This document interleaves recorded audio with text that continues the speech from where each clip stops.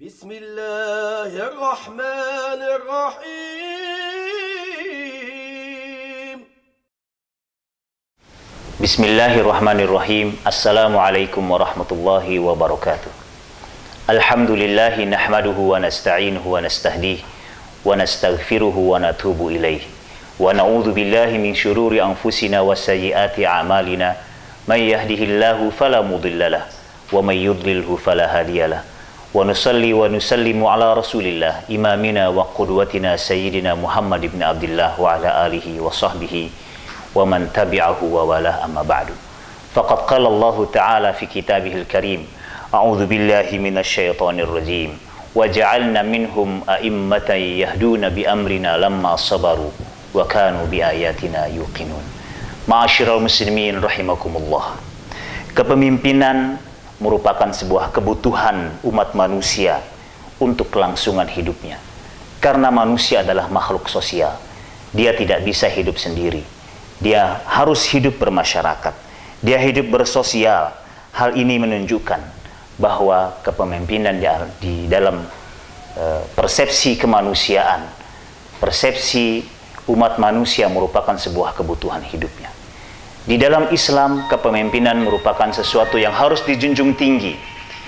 Diposisikan kepemimpinan ini pada posisi yang sangat tinggi. Dari hal-hal yang terendah sampai hal yang tertinggi. Rasulullah Shallallahu Alaihi Wasallam menganjurkan kepada umatnya, jika kita dalam perjalanan bersama 3 orang kawan kita, hendaknya falyu'ammiru ahadahum, hendaknya salah satu di antara kita jadikan sebagai pemimpin dalam sebuah perjalanan yang biasa.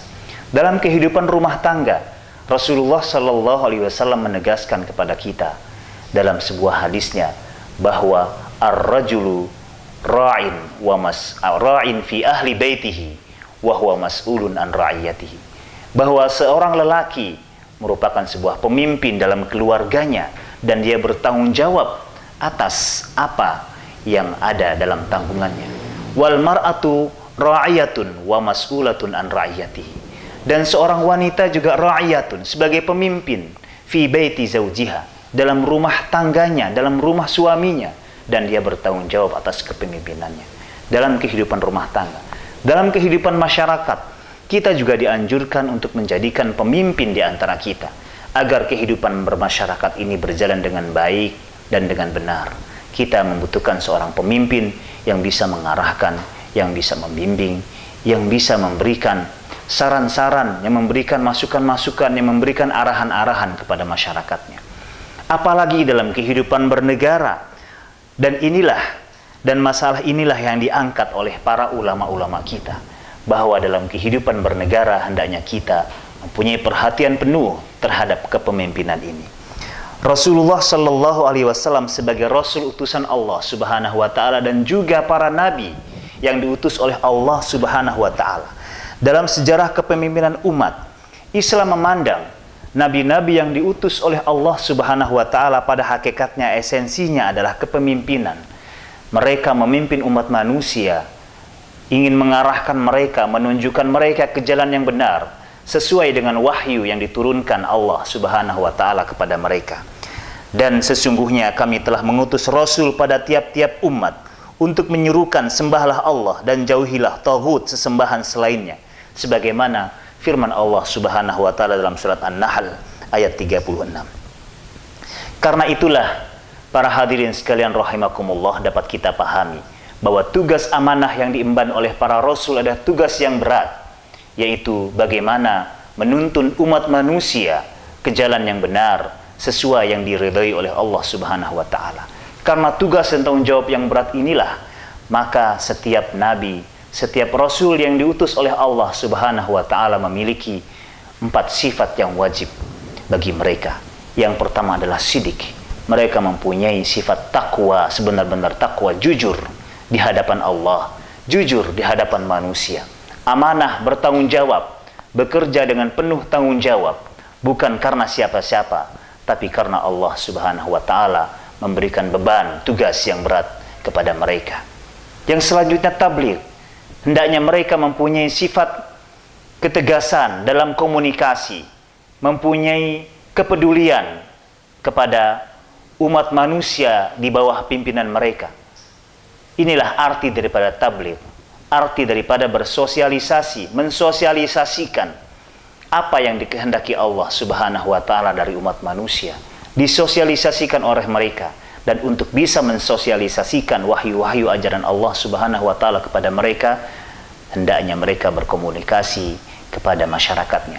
Untuk itulah baginda Rasulullah Nabi Muhammad sallallahu alaihi wasallam menyatakan dalam sebuah hadisnya yang sahih, al-mu'minul ladzi yukhalitun nas wa yasbiru ala adahum khairun minal mu'minil ladzi la yukhalitun nas wa la yasbiru ala adahum. Seorang mukmin yang berinteraksi, yang berkomunikasi, yang bersosialisasi kepada masyarakatnya, kepada manusia, dan dia bersabar terhadap apapun gangguan yang datang dari mereka kepada mereka, lebih baik yang lebih dicintai oleh Allah Subhanahu wa taala daripada seorang mukmin yang tidak mau bersosialisasi, yang tidak mau berinteraksi, yang tidak mau bermasyarakat, yang tidak mau bersosialisasi dengan masyarakatnya, yang tidak mau bergaul, dan bahkan dia beruzlah, menyendiri. Dan apalagi dia tidak mau dan tidak bisa sabar dari gangguan yang menimpa dirinya. Itulah sabda Rasulullah sallallahu alaihi wasallam yang memberikan makna yang dalam kepada kita. Hendaknya seorang calon pemimpin, seorang pemimpin harus berinteraksi, bersosialisasi, berkomunikasi kepada masyarakatnya. Dan yang terakhir, dari sifat yang diwajibkan Allah kepada para nabi yang membawa, yang mengemban tugas berat dari Allah Subhanahu wa taala adalah fatonah, kecerdasan. Dalam bahasa modern bisa kita katakan seorang pemimpin yang kredibel, seorang pemimpin yang mempunyai skill kepemimpinan yang diharapkan oleh umat. Para hadirin sekalian rahimakumullah wa zumratal mu'minin rahimakumullah. Demikian besar perhatian Islam kepada kepemimpinan ini, maka Rasulullah sallallahu alaihi wasallam menganjurkan kepada kita agar kita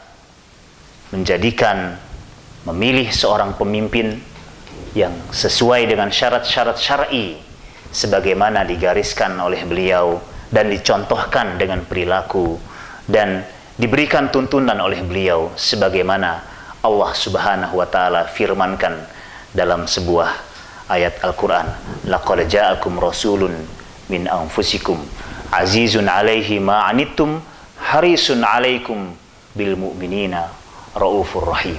Seorang pemimpin adalah seorang yang penyantun, seorang pemimpin adalah seorang yang peduli, seorang pemimpin merasakan sakit apabila masyarakatnya sakit, merasakan senang apabila masyarakatnya senang.